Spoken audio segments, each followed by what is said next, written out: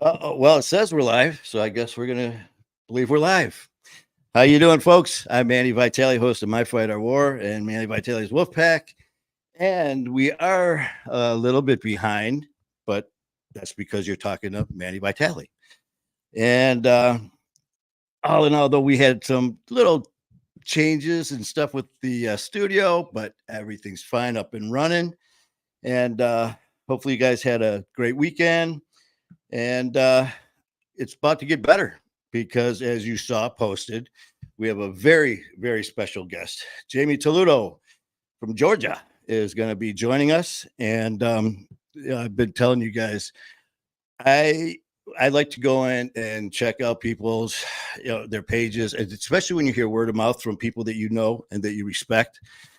And as soon as I saw Jamie's work and saw, her, bit of her story, I don't like to get the whole backstory when I have a guest coming on because I'd like to get that wow factor as well. And she's got a wow factor, and she's got a heck of a story, and she is just an awesome person.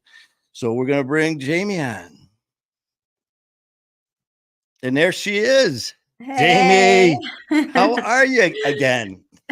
So good. Oh my God. Super excited to spend my Sunday with you. Oh, I tell you, Jamie, thank you so much. I know you're busy, and with all that you've got going on, I really, really appreciate you taking the time out to join us. Yeah, of course. Of course. Love meeting new creators all over the world. This Ah, wonderful internet gives us the opportunity to do that. So, I'm telling you, and when it comes to the internet and when it comes to this stuff, I'm the old dude. I am the pen and paper kind of guy, the newspaper instead of the Google and this and that. And oh yeah, IT is not my friend, but it's just when I first started this, it's like, well, wait a minute, it's not just people in Macomb County that are seeing this. It's not just Detroit, Michigan. It's the world. So, oh yeah, it was an eye opener. But yeah, yes. where are you at? You're in Georgia? I am in Athens, Georgia, which is home of UGA. Ah, Bulldogs football Bulldog. season's about to kick off here, so it's about to Oh, get wild. yeah, I can't wait. I can't wait, man. We have our Michigan Wolverines and our Spartans, and that lovely rivalry back and forth with that. But man, you nailed it. I can't. Football season, Saturday, Sunday, look out. But again, man, Jamie, thank you so much, man. And I was telling people before you came on, is seeing just the stuff that people do. And for me, when I started my journey doing this, I learn every day as far as just what I'm doing, starting a podcast, starting a support group, family, and not having a clue. I mean, I've never had classes as far as like counseling for alcohol or any type of addiction or life coach or anything.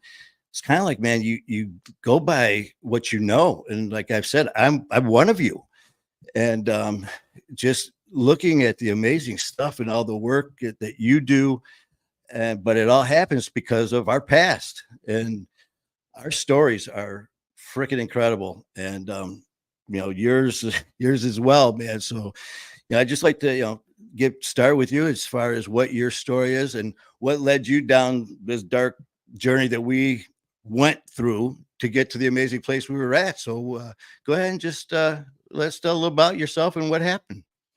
Sure. So of course you know, being a woman in long-term recovery, I like to say first that, I just celebrated 9 years in Oh, recovery. all It, right. yeah, it's been so amazing, so amazing, life changing, a life beyond anything that I ever imagined. Um, and I believe that addiction for me, my addiction, my main substances were pain pills and meth. That was really kind of like what took me down to my rock bottom. But it started, I believe this is the same for most people who struggle with addiction, alcoholism, with childhood trauma. And so childhood trauma is a gateway for addiction. And growing up with an alcoholic father and a house where there was like a lot of abuse and a lot of chaos, Mm, it was very hard for me to feel safe, to feel secure. Um, and growing up in that kind of environment and moving a lot, my family moved a lot. My father was affiliated with some people. yeah. We're from Boston, and my Okay. family is Sicilian, so we Paisan, Vitali. I affiliate with some people. That's how. yes. Don't you love when we were younger too? You had everyone was uncle. Who's that? That's your uncle so and so. What does he do? Don't worry about it. Yes, exactly, exactly. So we moved a lot, and we would have to make some quick moves sometimes, quick moves across the country. You know, Massachusetts to Georgia, Georgia to New Hampshire, New Hampshire to Florida. Like it was like quick. I went to 12 different schools by the time I started high school. And Wow. so that was really hard with the already trauma, chaos, things that were going on. Because I didn't ever have time to connect with people, to like make friends, right? So Hmm. it's like, and just like other people who struggle with addiction, alcoholism, we generally find it hard to feel comfortable in our own skin, right? So Oh yeah. then having to move and not being able to have like friends. And so I had these different coping skills, I call them, for the things that went on. And the first one that I really clinged on to was escape. And so I would escape from, reality through video games. I would write stories. I was writing books when I was like 11 years old, of these like fantasy worlds where I was this totally different character. And like every time I moved, I would become a different character. I would say, like, oh, well, these people, they didn't really like this Jamie. So I'm going to try to be this Jamie. Right. And I would try to adapt so that I could be, accepted and loved, by people. Um, but, Now, we was all there know. at this age? You said what time?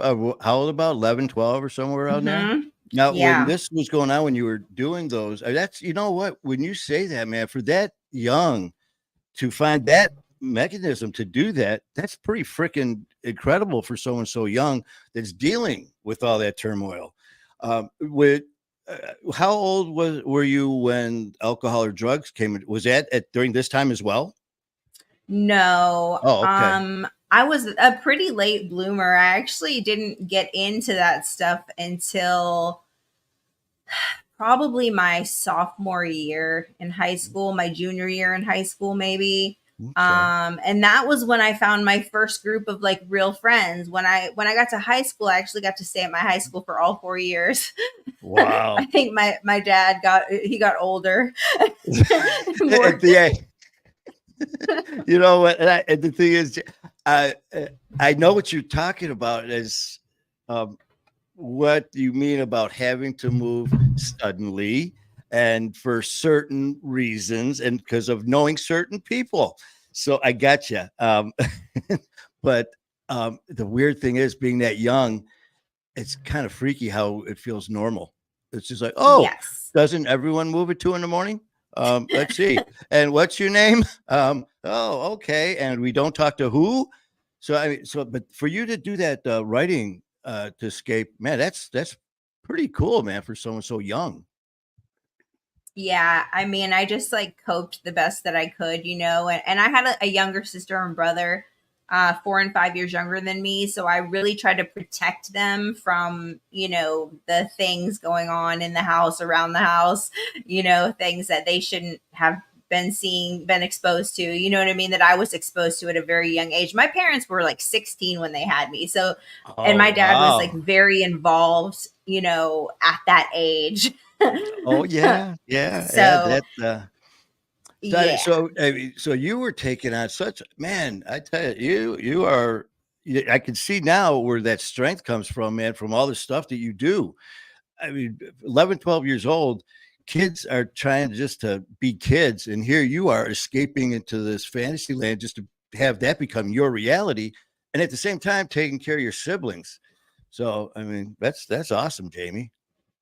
Yeah. You know, when I finally was able to like find a group of friends and like settle and be able to actually like connect with people, of course, the first group of people that, accepted me just for who I was and loved me were drug dealers. you know, They're so of kind. course. They're so kind. And it was just fun stuff back then, right? In high school, your regular high school stuff, your psychedelics and your marijuana, like maybe some acid or gel tabs or something, you know what I mean? But Yeah. it was just like fun stuff, you know what I mean? If Mhm. it would have stayed like that, then that would have been really cool, but Yeah, man, unfortunately. have some shrooms. I, just like yeah, and it's funny. Is you're right though, man. We didn't have to worry about the meth or the fentanyl and all that. It was like smoke a joint, and then for me, it was try to stay awake or try not to laugh all night. But stuff like that, where like you said, if it would have stayed like that, but man, that's something. Yes. And then, as I got older, I went through all the phases. I went through the raving phase, where the Jenko jeans and the Earth fests and techno music and like all that, kind of stuff. Went through like all these different phases, but I always worked. I went to school, did very well. Like even still while I was using for a long time, I was, I guess you would call like a functioning addict, right? I even worked like two jobs so that I could, support my drug habit and pay my bills, Yeah, um, it was still, very manageable back then. I wasn't huge into the alcohol, but I was like, I was a pot connoisseur, and being in New Hampshire, it was like all these beautiful strains of, it so was you're like, crossing a little of this with a little of yeah, that. right. Like, so it was just like fun then, you know what I mean? And I was still going to school, graduated high school with honors, went to college, and but one bad, trait that I had picked up, and I believe it was probably because of what I viewed in my parents' relationship as this is what love is I picked up this codependency and toxicity toward relationships. And I used relationships as addictively as I used drugs. Okay. So to fill that void inside, what do we call it? Like taking people hostage, Yeah, like basically, yeah. controlling, manipulating situations. And of course, if I dated you, you had to do drugs, because that's what I did. So we had to have that in common, right? Which is recipe for disaster. It's like, "This is Um, great, you do the same drugs I do, we are perfect for each other." yes, yes. And then usually, when you have two couples doing that, it usually doesn't end well. You usually go worse. One couple, one person will bring in this drug, or one person will bring in this drug, and so that was something else that I dealt with a lot. I didn't have like the greatest picker of partners. I wasn't ever trying to like think about settling down and having a family and getting married. Like I was just like on to the next party because, my whole childhood I had to take care of my sister and brother, and I had to like stay home, and you know what I mean? I never got to experience like life as a kid. So when I got into my, early 20s, it was just like, yes, I'm free, Yeah. move out, and I just wanted to experience like every aspect of life, and I did. It was like it was your time. I mean, Hmm. you nailed it too, man. Because here, all those experiences growing up, you didn't have, unless you wrote them down on paper and lived them in your head. But now, all of Hmm. a sudden, here you are. It's like, look out, Jamie's here. Hmm. Yeah, it was just a time of wanting to experience different things. Of course, not knowing that, the lifestyle and the substances were going to cause like a dependence, right? I never knew that, right? So, I thought, I could just do cocaine or, you know what I mean? Or, maybe do some meth. And this is before I was ever like into it heavy, you know what I mean? But Mhm. then, like, all of a sudden, there was like something inside of me that was like tap, tap, tap. You need more of that. Like, what is this? You know what I mean? Like, it was like this feeling that I didn't understand, but I was like, okay, yes, you're right. I need more. you If it's know? like, hey, you know what? If this one line was this good, if I have two more, whoo, Yeah. this is great. No, I got Right. yeah. And So then, I just kept on knocking, huh?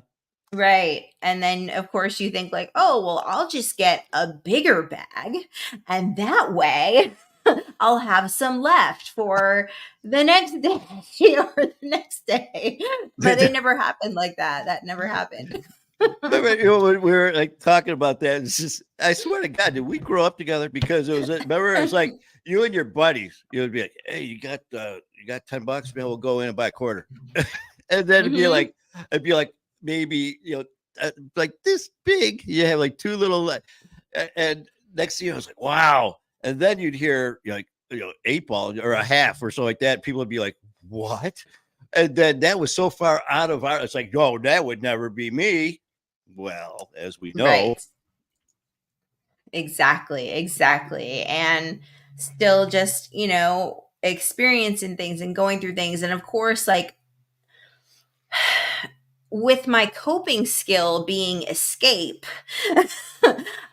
whenever anything happened that I couldn't handle, like emotionally, like a breakup, anything with rejection, oh my goodness, anything with rejection would spiral me, you know what I mean? And it was like, can't handle it, can't handle it, can't handle it, need to escape. Well, how am I escaping now? Now I'm escaping with drugs, right? So and the more it grew, you know what I mean? Like my tolerance and my need to escape from bigger things, because they say little kids little problems, big kids big problems, right? So yes.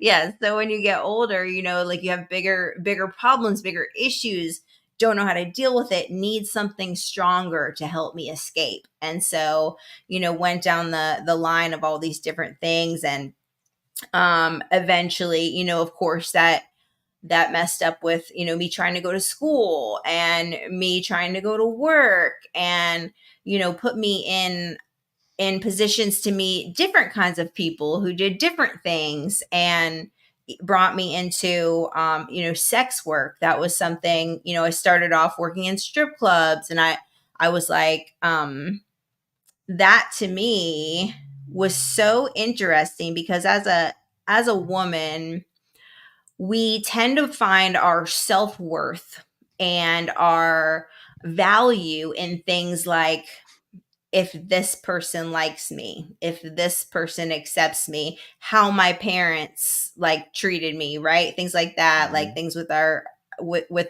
other people. And so when I started dancing, I remember being on stage, and I remember thinking, oh my goodness, these guys are giving me money just to dance. Like, I must have some value or some worth. And I started to measure my value and worth on how much I made at the strip club. Mhm. And that, um, that added to the whole rejection issue, because if I made a lot of money, right, I had a lot of self-esteem, self-value, self-worth, pride.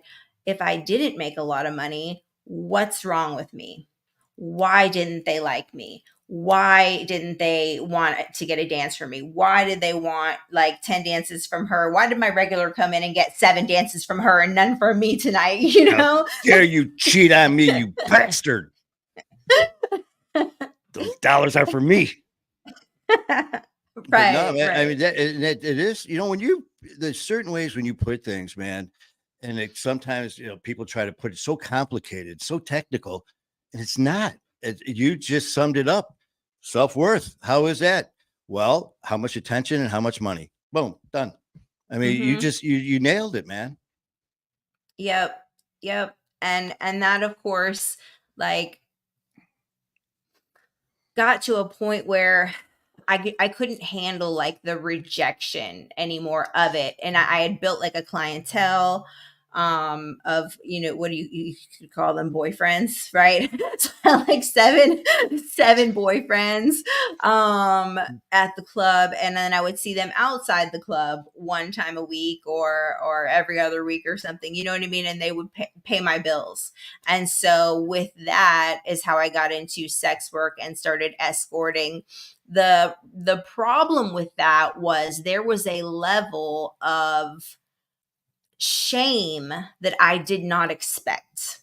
Like guilt and shame of like sleeping with people and then like taking their money, but then there was still also this very strange rejection of, well, why did they just leave? Didn't they like me? It was like still this weird rejection. Everybody knows nobody pays a prostitute for sex. They pay a prostitute to leave quietly, right? Exactly, man. But for me, I'm still looking for something to fill this void, right? Like this will help my self-esteem, this will help my self-worth, but when you sleep with someone you get like attached. There's like a weird kind of attachment to them. I don't know, I can't speak for everybody, but I can say for me, I am not a person that just can sleep with people, right? So I would like spend time with people, get attached to them. It was just very strange. It was like a total like mind bender. You know what I mean? Like the way that I viewed all of this in the sex work. Um It was almost like you're when just to go back when you were little, man, like that fantasy world of your writings. So here you're going into the sex work and all that. We, like you said, we all know what it is, but you turned it into something different. You turned it into, no, that's not what it is. That's what it is to other people, but not to you. So again, man, I mean, very, you know, let's see, what's the word? Intricate, very detailed. I mean, yeah, I mean, you can definitely see that in you to go through it, explain it the way you did, man. It's pretty amazing. um and that of course added to the, like I was saying, the rejection, and then feeling like a guilt and shame about it. And of course, so I needed something stronger to help me escape from those feelings, and then I went and did started smoking crack. And at one point I went to school for massage therapy, and I was doing really well in school. I actually, when I went to massage therapy school, I went to massage therapy school because I thought it was a great opportunity. I had a son at the time. He was like, I think my son was 2 at the time. He was 2. And so I thought, I can do this job. I can make my own hours. I can have my own business. I can take care of my son, and I won't need any other guy, and I won't have to sleep with people for money anymore. Right. Like Mhm. it was like my out. And it was very strange because I was actually really good at it, because I had gone to college. Like I was saying before, I went to college. I got an associate's degree in business and psychology. I was like 6 classes away from my bachelor's in international business when I dropped out. this was like a couple years later, trying to, do something different. And when I started massage therapy school, like it was like I finally felt like I found my purpose. I was like helping people, right? So it was something actually filling that void that was good, right? I was like, oh my goodness, like I'm actually helping people when I do this. And because I specialized in medical massage. So I really cut back on like the drugs and like because massage therapy school is hard. It's like anatomy and physiology, and I am Oh not a yeah. science buff.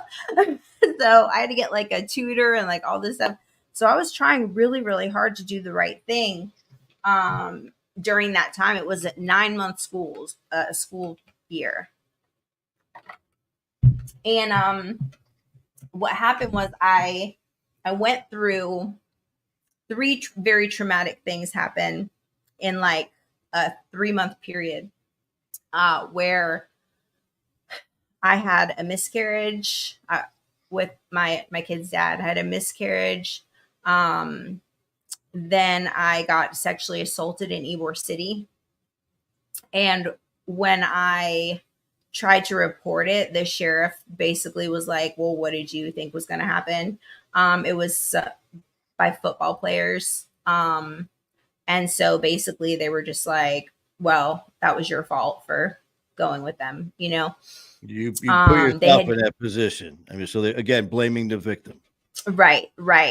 And so they did a, like a toxicology report on me, and the guys had given me, we were drinking, it was my 26th birthday, and I had met them at the club, and they were giving me bumps of cocaine, and actually they were giving me Special K, not cocaine. And so that's what we found out when they did the toxicology report when I went to the crisis unit.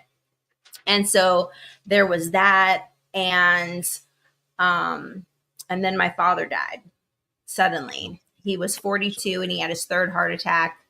And it was just like I just couldn't take it anymore. You know what I mean? I just kind of like lost it. And I came to this mindset that I was going to go back into sex work, forget trying to do the right thing, and go into school. Like I'm still going to go to school, but whatever. Like the next time anybody like has sex with me, I'm leaving, and it's going to be with a pocket full of money.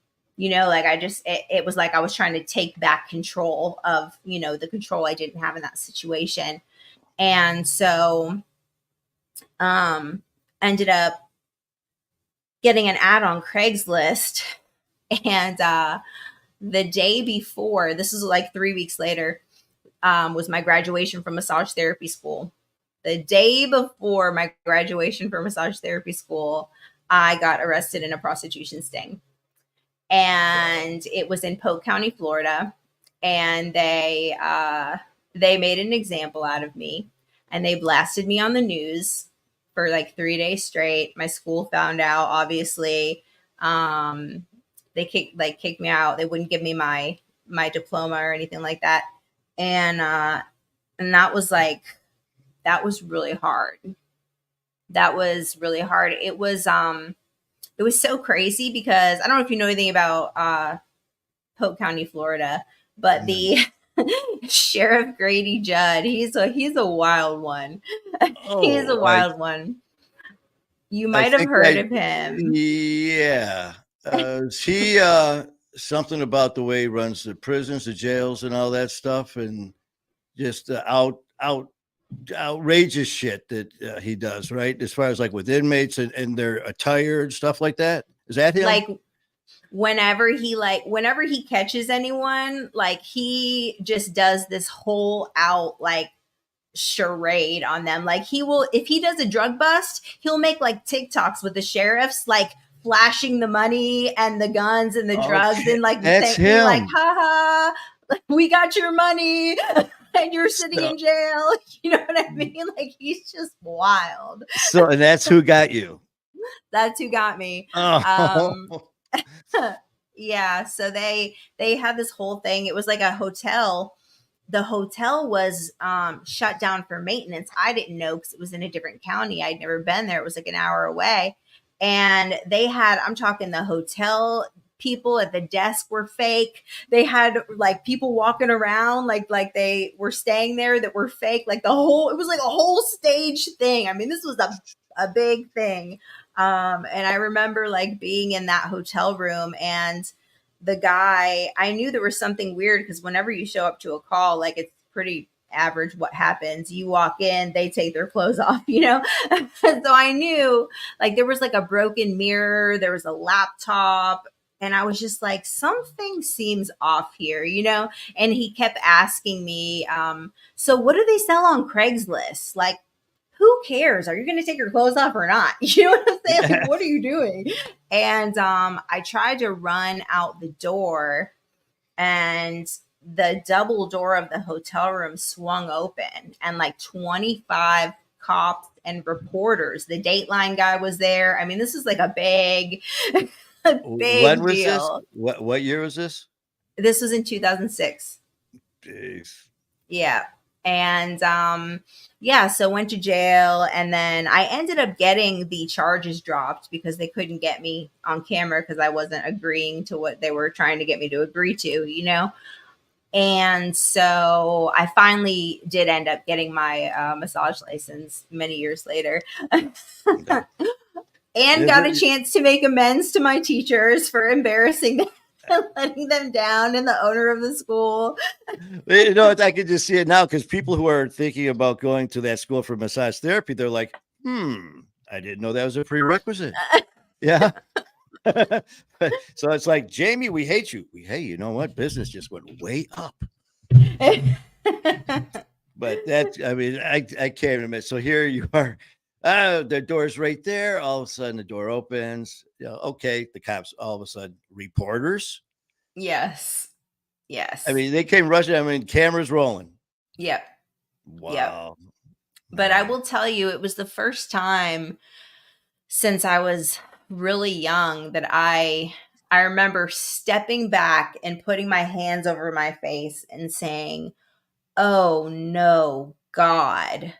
And just crying out to God. And it was my first time that I had cried out to God in a long time. Hey, that's the first. You know what, Jamie? With all this here, um, you said how long before that you said your father passed, but before that, I mean, did they know? I mean, as far as like the drugs and all the issues going on, I mean, what was going on with your parents and stuff like this when this was happening? Was there intervention with them? No, my father had just died 3 weeks ago, 3 weeks before this happened. But I mean, like prior. Um, So I mean, was it because there was the drugs and all that before that too, right? Though. Right. Uh, Yes. Yes. But No, there was no like intervention with them. My father okay, also, you know, he was one of us, and this was in the era, you got to think like in the early 2000s. So he had had a herniated disc and got infected. So they put him on pain pills, right? He became disabled, and they put him on pain pills, and all of a sudden he's doctor shopping. So yeah. he had his own stuff. They had him on pills to go to sleep, pills to wake up, plus he smoked 2 packs of cigarettes a day and drank Bacardi and Coke all day long. You know what I'm saying? So yeah, the last thing So he wasn't, sitting there. So Jamie, how was your day? What were you no. doing? He was in his own little world. Right. Right. Gotcha. Yeah. And my mom was trying to cope, you know, with me, and you know, my sister had a drug habit too. My brother he was away in college. So yeah, there was no real like intervention, and I had never really been like in trouble, you know what I mean? Like, and of course, you know, when this happened, you know, my father had just passed. So it was like nobody really said anything to, like, I mean, I don't know, they just never really said anything to me. I don't know why, you know what I mean, I probably would have said something to somebody. You know, like, what's going on, why are you on the news for 3 days straight? You know. Yeah, that may have come up in conversation, but But you know, the old school Italian family, you know, I don't know, in my family they kind of just swept everything under the rug, you know. you don't talk about it, and it stays within these four walls. Exactly. Yeah. Yes. Yep. So that sent me on like a whole spiral. I tried to do a geographical change. My mom moved to Georgia, so I went with her. We were in Florida at the time, and tried to do a geographical change and was going to do the right thing and wanted to be a mom to my son and all this stuff. And, within 3 months, I'm working at this multicultural bar doing the $5 dances, the like international dances, like the merengue and the, you know, Macarena. like, Hey, and it was the big, it was like a, it was like a wing place, but then when you walked in there was like a door and there was like a big dance floor and it had like a bar and so I it was basically like a front for like a cocaine ring, so of course I'm right in the right place. I'm exactly where, you know what I mean? I can move to a different state and I'm going to end up right back with the same, except now this I'm doing it with Colombians and Peruvians and Mexicans and you know what I mean? So it's just the same thing, different state. oh Because boy, wherever Jamie goes, there she is. You know what I mean? where's turmoil? You mean Jamie? Yeah. Right. So it just, was the same thing working. My best friend was the uncle, the head of the cocaine ring, you know what I mean? See, there And goes then that of uncle course, thing again. Yeah, that's the yeah, uncle. Yeah. yeah. And then got into some other things, um into crack really bad, ended up getting busted in a house that got raided. That was really scary. For anyone who's been in a house that got raided, it is terrifying. They just came Terrifying. dashing through the door. There's flashbangs going and everything, or did they? Yeah, it. Yeah, kicking the door down, big Mm, guns in your face, and they're like we're all black, and so it's just wild. It's traumatizing. But I went to jail. That was the first time I had ever like spent any significant time in jail, and that was only 20 days. But the three ladies, or there was two ladies, and then me. So yeah, there's three of us in the cell and they were women who were in and out of recovery. So these are the first people that I've ever met that I knew anything about this thing called recovery, right?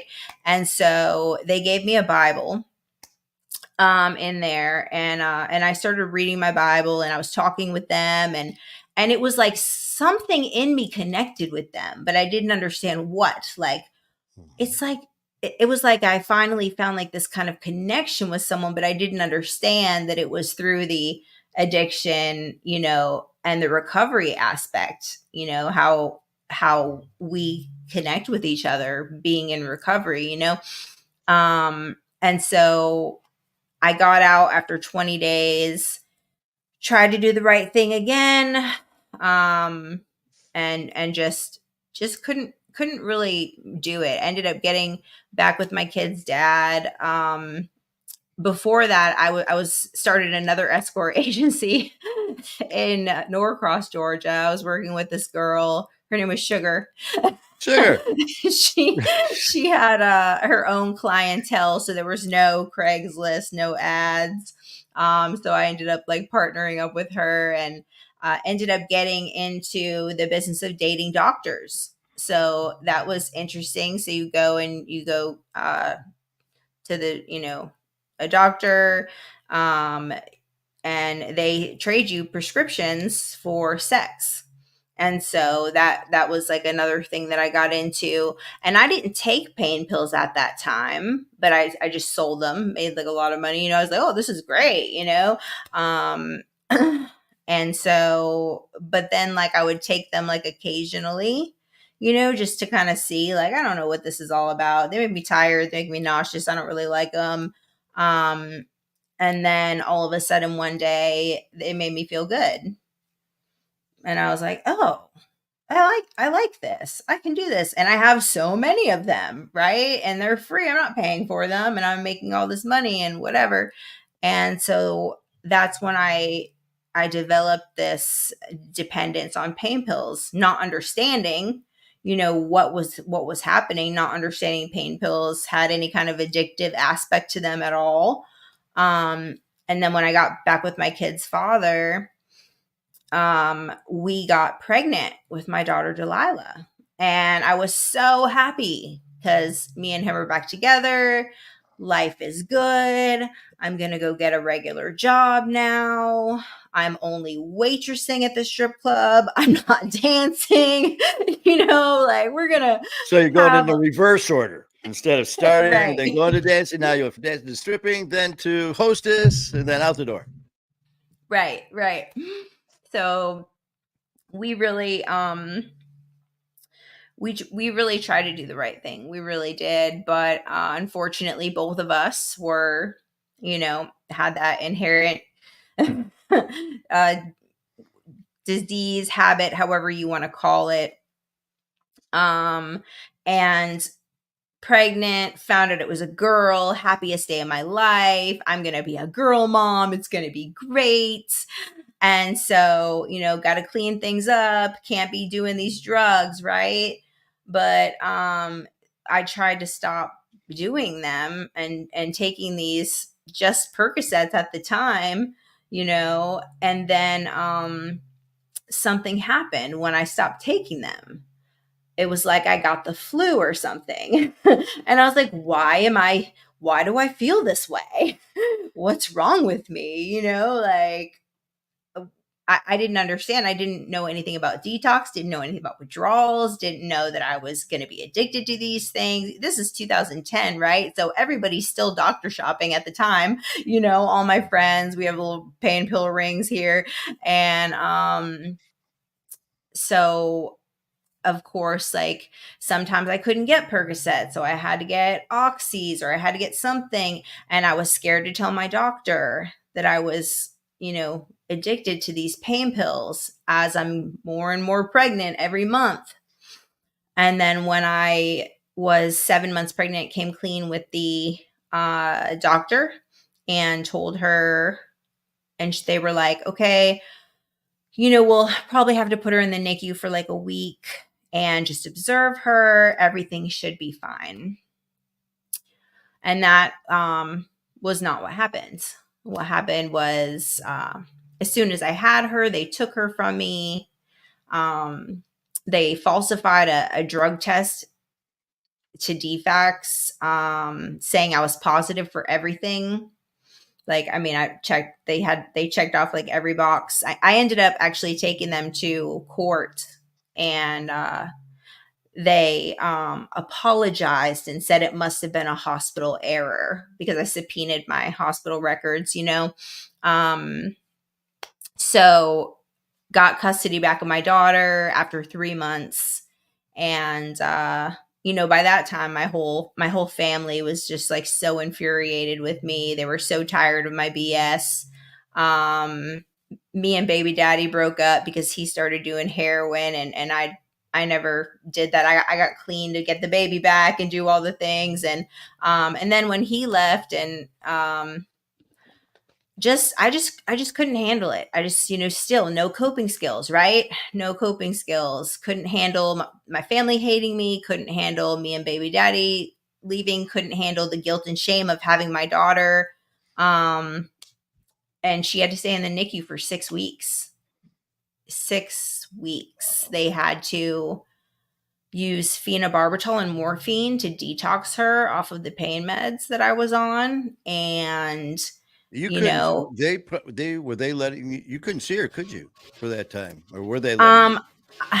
They would let me see her, but it had to be supervised, and it was, with the nurses that were scowling at me because I'm the mom that did drugs while she was pregnant. It Gotcha. wasn't like now. Now we have recovery coaches and we have support in the hospitals and we have advocates. Mhm. But back then, they didn't have that. So I was just couldn't cope with the emotions, the guilt, the shame. How could I do that? I was so excited. I was going to be a girl mom. I wanted to do the right thing. I don't understand why I couldn't do the right thing, right? Not understanding about this disease of addiction, not understanding about like the effects that it has like on the brain, and that you can't just stop using, take a break, like you have to go through steps to get well so that you won't go back,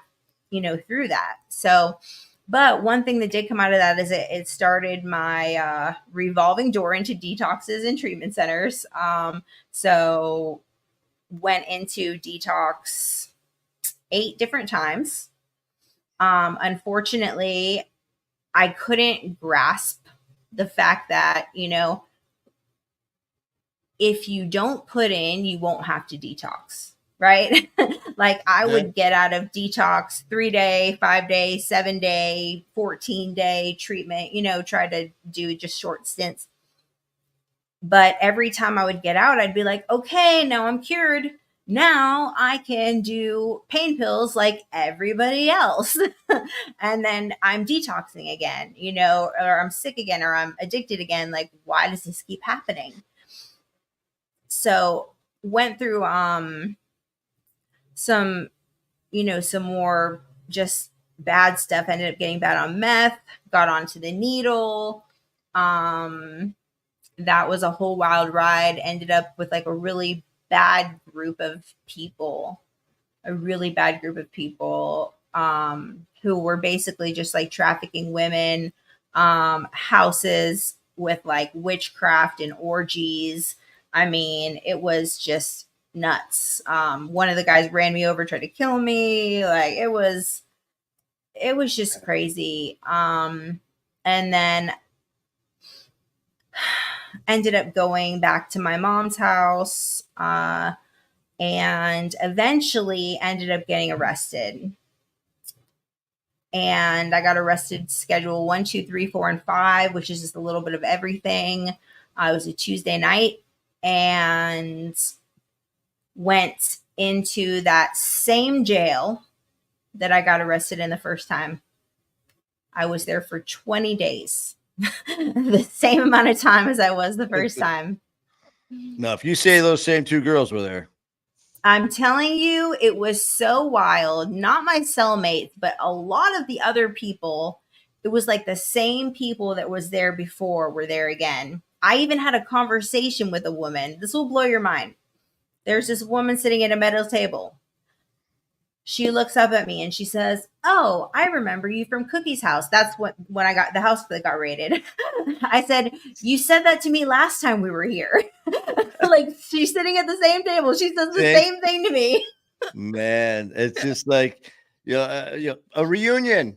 It's like it's the 5-year reunion. Okay, Cookies. Okay, sugar. See you soon.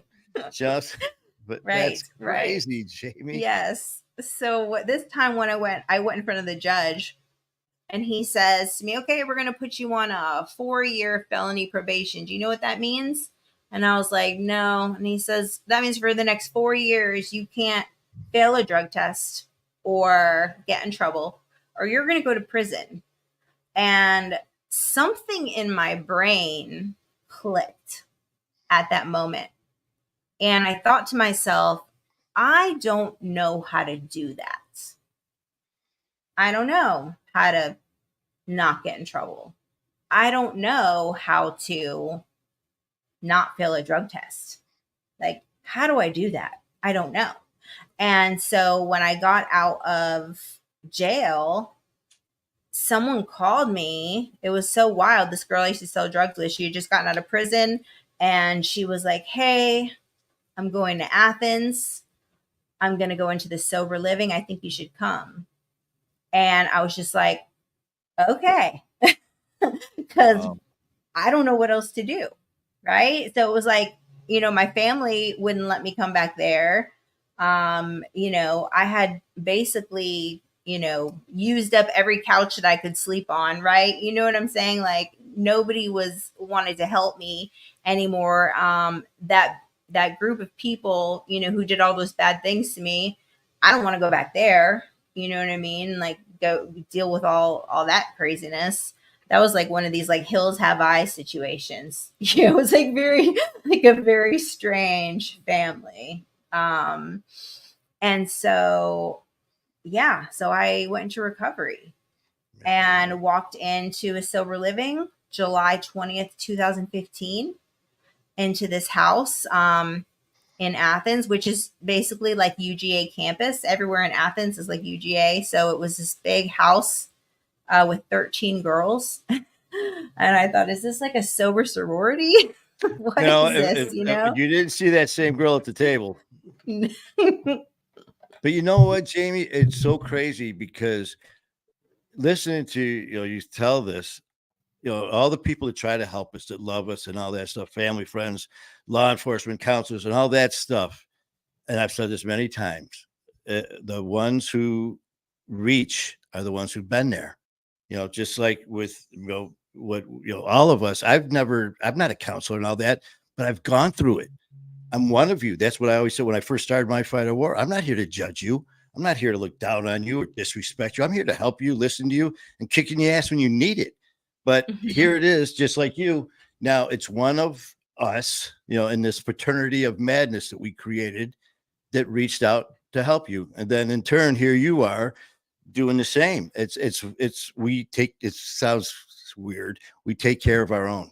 And that's kind of strange. We take care of our own because we can relate. I mean, some of your stories, man, it's like no one's is the same, but they are in certain aspects. So that's just incredible. So I mean, so how'd that go at this house?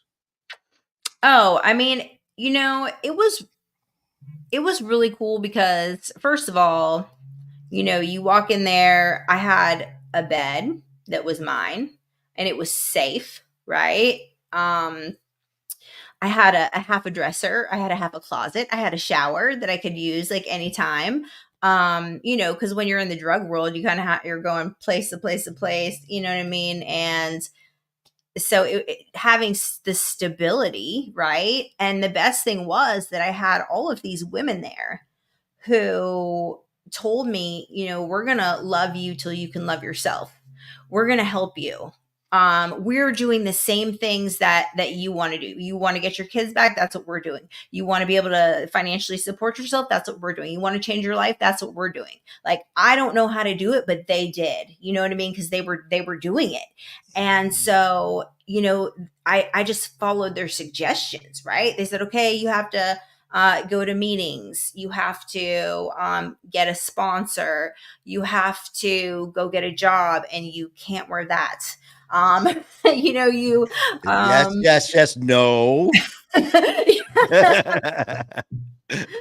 Right. So it was like, oh, you need to get to work. No, you don't have to sleep with that guy for a ride. We'll bring you. You know what I'm saying? It was just, I mean, like retraining my brain of like all these things. Like, oh, really? Like you'll just give me a ride? And for to be a nice guy. But the thing is, though, man, like you said, these girls in these houses are looking at it the way, like, I don't have to sleep with them. What's the catch? The catch is they're here to help. The catch is this is that next step. So I mean, I'm just laughing at your friends. No, Jamie, you don't have to do that. Oh, well, how come no one told me this earlier? Right. Oh man. Yep. And then I want to say it was 89 days sober is the first time I told my story. 89 days sober, I walk into the crisis detox center here in Athens, where I had been a patient twice. And I walk in there and I see these people and I tell them, I used to be in that seat where you are. And now I have 89 days sober and I live in a sober living and I get to talk to my kids and their eyes just like opening, like, wow, and all of a sudden I had this like just realization, this revelation, like, oh my goodness, this is my purpose, right? Like, this is purpose for my pain. This is why, like, I went through these things, like, so I can help other people because they're going to understand me because I've been through it and I can be living proof that you can change your life, that recovery is possible, And so that just started me being just so involved like in my community and in sponsoring women. I grew up a 12-step baby, mostly AA big book, but and and then branched out into other things. There's a lot of things that support my recovery today. Fitness, faith. I ended up being in a discipleship for 4.5 years with a pastor who was a counselor at the sober living that I went through. And so just being super involved, they always tell us stay in the middle of the boat, right? And as long as I was involved and I was giving back, I always say service is my love language. And so I did end up getting my massage license. That was supernatural also. I walked into a massage envy. I remember that week I had gotten baptized that week. I had just finished my step 3, turned my will and my life over to God, got baptized, full surrender, went for an interview at a massage envy to be just a salesperson. Cause I'm like, nobody's ever going to give me a massage license. Like the things I've been through, but maybe I can manage one, you know what I'm saying? Or whatever. And so I ended up walking in there and the manager says, "Oh, okay, so you went to massage school." And I was like, "Well, yes, but Mhm. I have this record and I just don't think I could get a massage license. I'm just here for the sales position." And she says to me, "Well, I'm on the board of massage and I can help you get your license." And I was just mind blown. Like, you're kidding me right now. And doors just open. It was wild. It did take me 14 months and 3 times of going in front of the massage board for them to actually give me my license. It's all But right, man. I persevered and they finally were like, "Okay, fine.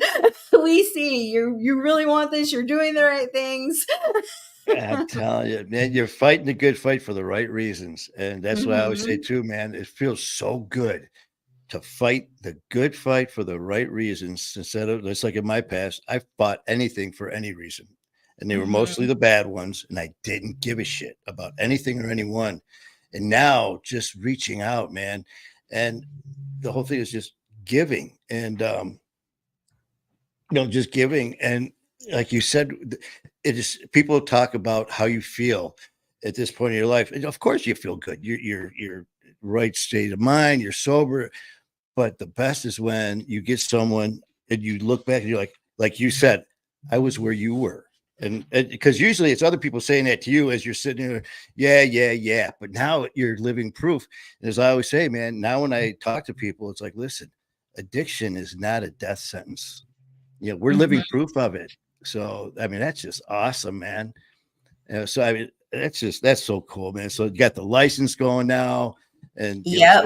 so what went from there? So I actually started my own massage business while I was in sober living.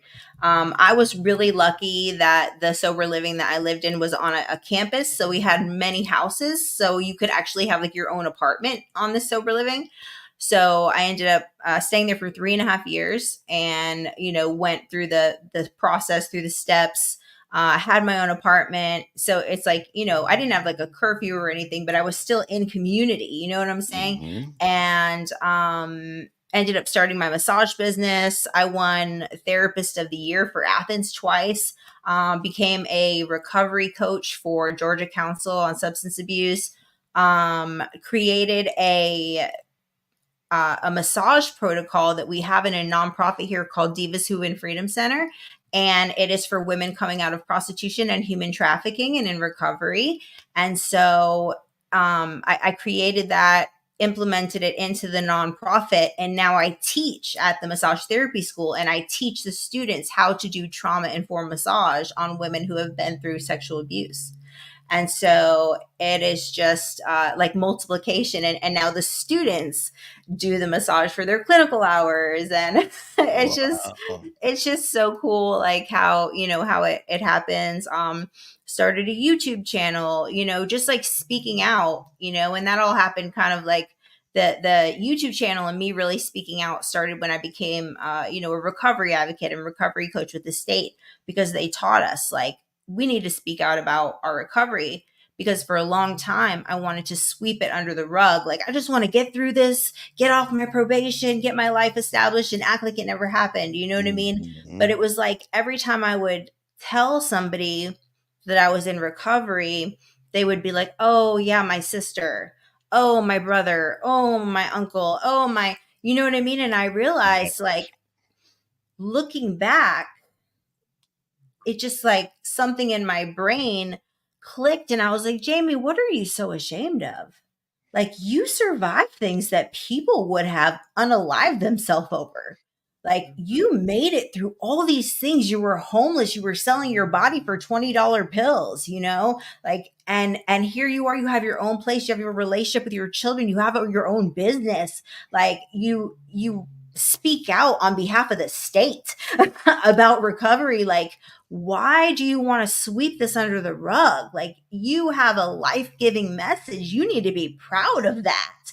And I just started talking on everywhere that would listen to me. That is so true. And the thing is, and like we all, like I said, our stories are different, but they're the same because the same with me. It's like I almost sometimes I call it like survivor's remorse. I've got family friends who aren't here, and it's just like, why me? You know, I've been involved in so much crazy shit. You know, gun shoved in my face, bullet or shot. You know, you got played here, stabbed here, all this madness. You know, I was 5 years ago in the hospital for 30 days. They're like, okay, you've been in organ failure. Now your organs have finally shut down. Kidneys, pancreas, liver are done. You've got less than 6 weeks to live. Say your goodbyes. Hospice came in. All of a sudden, they're coming in drawing blood, and you know, one thing to another. And next thing you know, they're like, all these doctors are here because you should be dead. When we said 6 weeks, it was to try to give you fight to say goodbye to your family. We weren't giving you 48 hours. But all of a sudden now, not only are your levels, pancreas, kidneys, and liver all gone, now functioning within all normal limits. Here I am sitting here 5 years later thinking, oh, what the hell? I mean, and then it was almost like the same thing. Don't talk about it because it never happened. But then it was like, no, no, no, no. It still took me 3 years after this was 20. I didn't start my fight or work till 2023. And now it's just like, you know, you talk to someone like you just said, well, my niece, my or whoever is suffering from it. But then you get the one I've had. Well, we have a niece in the family, but we don't talk about it. It's like if you don't talk about it, you just put a beer in their hand. If you don't talk about it, you put a needle in their hand. And then the next time we do talk about it, we'll be at their funeral. So I Mhm. mean, by you telling your story and my story, it's just the people, if they're not looking at a diploma hanging on our wall by, well, you, Jamie, it's been this many years, so this is where you should be in this stuff. No, man. We're just like those at the house. Just, I mean, you learn by living a hard ass life. And what better Mhm. teachers, man? That's incredible, Jamie. Yep. Yeah, it's so true. Because I had gone to like so many like counselors, psychiatrists, like all this stuff, right? Like, they couldn't help me. Nobody could help me. People ask me all the time. They say, Jamie, who helped you get sober? Was it your family? Was it like a doctor? Who? What was it? And I said, you know what? It was strangers. It was strangers that Mhm. I met in this room who helped me. Yeah. Strangers, you know. That's like, you know, for me, I always say, you know, I'm not a Bible thumper. I'm born and raised Catholic. And, but for me, it's my faith in God that I keep going to. That's why I'm still here to believe in that and never give up on my faith. It's like I tell people, I don't care if you're Catholic, Lutheran, Protestant. I don't care what you are, man. As long as you have faith, Hmm. something. I told that one patient, one listener, man, I can't remember. It was Tony.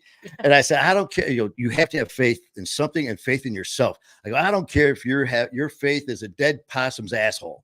And next thing you know, she popped up on the comments and says, I'm fixing to find me a dead possum and start me a cult.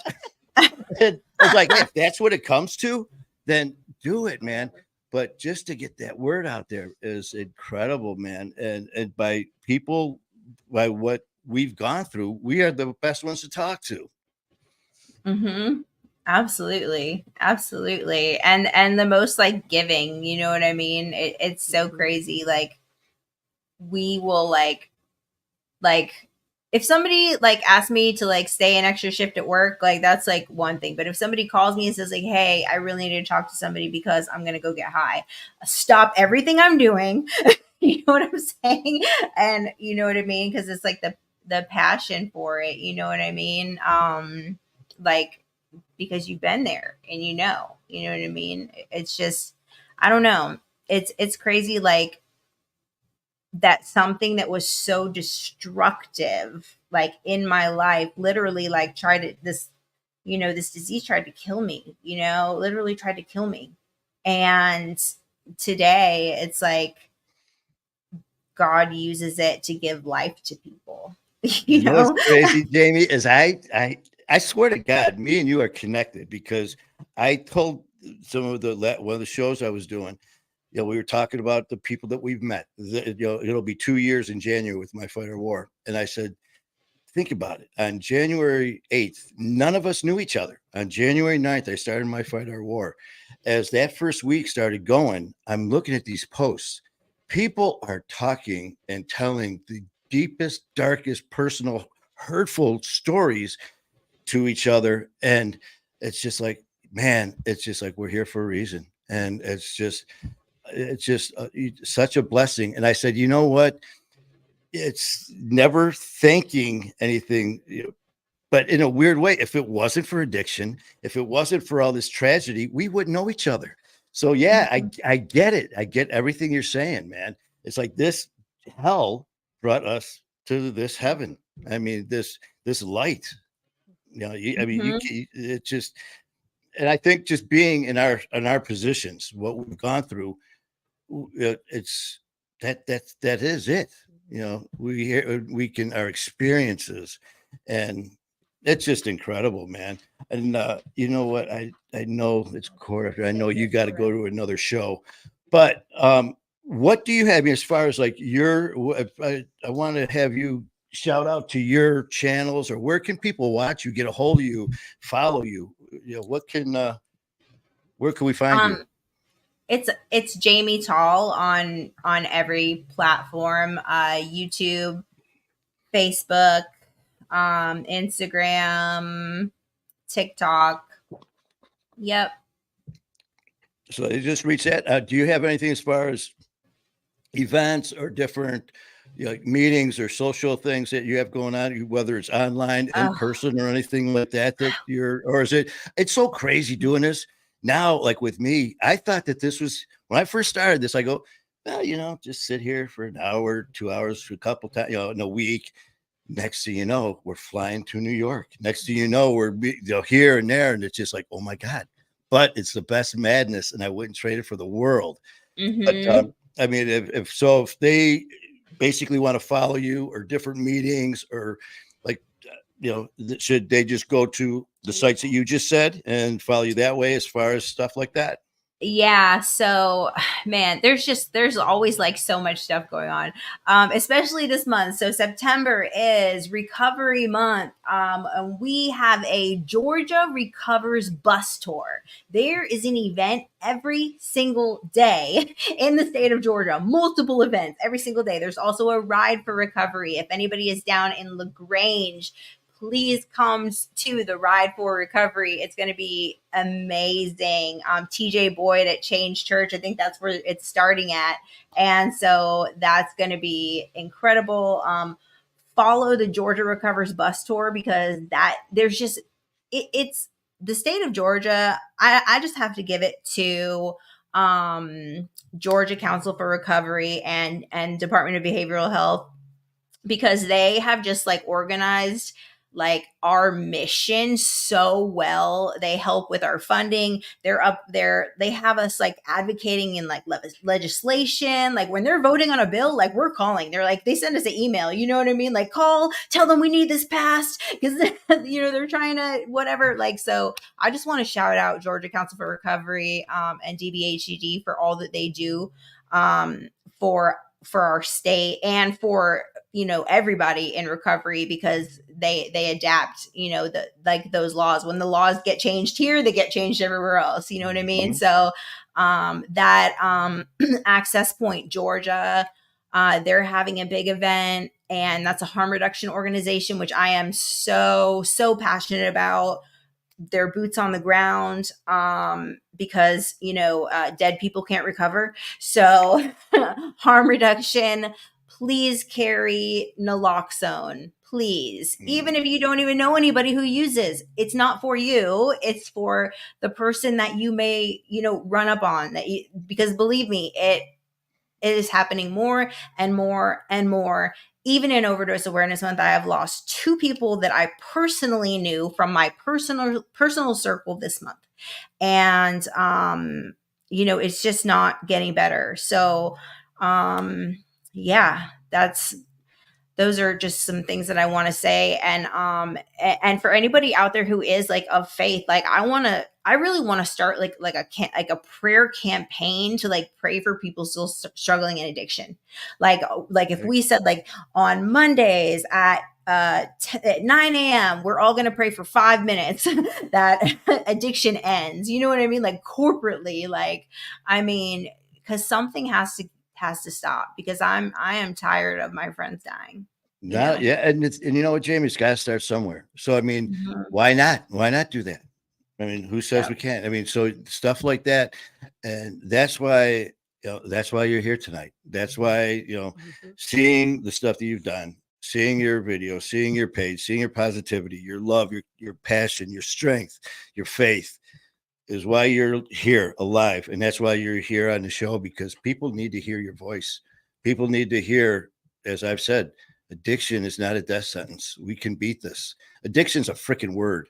We are freaking heroes. We are warriors, Mhm. and we're family. We stick together, and we're the ones that are going to reach out and help the ones behind us. Yep. But Absolutely. I'm sorry, I kept you right up to the end, man. You said 7:30. I'm like, oh no, I'm not done with her. No, Jared. I'm sorry, Jared. So I saw you on I'm here a little coming, bit ago, Jared. Jared. You know what, Jared? Actually, we have to. Jamie didn't tell you we're going to do another hour, so you know. Jamie, thank you, man, so much. It's been so nice talking to you, and you know what? Besides My Fighter War, I also have the other one, show Manny Vitale's Wolfpack, where people can talk about anything else that's going on in their life as well. So you are welcome anytime on either show. If you have something coming up, and I go live. You know what? It's starting to sprinkle out. Let's go live. It's Yeah. midnight. Let's go live. Hey, I gotta go to the bathroom. Let's go live. So anytime, man. You definitely have an open invitation anytime you want. Thank you. It was really fun talking to you. I really appreciate it. And seriously, anytime, Jamie. And again, we have your information written down. So what I'm going to do is I'm going to have some posts out there, and I'll put your information down there as well. But please keep in touch, and let's kick addiction's ass. Yeah. All right, Yes. Jamie. Well, you I'm take with you. care, and God bless you. Keep fighting the good fight. Thank you. Yeah. Okay. Bye bye now. Bye. Well, there you have it, man. I told you guys. I told you that a special guest, Jamie Talluto. I told you that she had a hell of a story, and it's the people that you see and you think that are the ones that are going to hurt you. If you didn't know any better, you see people on the street, you see people that you stereotype as the junkies and the alcoholics and the drug addicts. And then you think of the people that are going to help, the ones running around with suits and ties and the money and the fancy cars. Flip flop that. The ones that are going to help you are, and I'm just being a little overkill. I get it. I know. But sometimes, the help that you're looking for is right in front of you. And I do mean that, because the help is right in front of you when you look in that mirror. That's the first step. It doesn't matter if you talk to Jamie, you talk to me, you talk to OG, you talk to, the first one is the person looking at you in the mirror. That's where it starts. That's where it ends. So it's been a great time, man. Thank you guys for joining us. And OG's got all of the comments and questions. Thank you guys so much for your comments. We were not ignoring you. We will answer them. Trust me. So OG, thank you. Thing, thank you. So let's get a little. Come on in here. There's. I'm not sure if that's OG or Thing, but okay, pop in here now. Okay, thanks. Thank you so much, man. There we got, and Wonder Dog is down there chewing on my foot. So Wonder Dog says hi, but again, man, just hearing. I've said it before. Our stories are all different, but there's so much the same. But the key is addiction is just a word. Addiction is just a freaking word, and the words mean nothing unless you give them the power to mean something. So on that note, you guys have a great night, and I'm going to go have me a big ass bowl of ice cream. So there. Health food. Yeah, I'm on my health kick. So have a great night, guys. I love you, man. Thank you for your support as always, and keep fighting a good fight.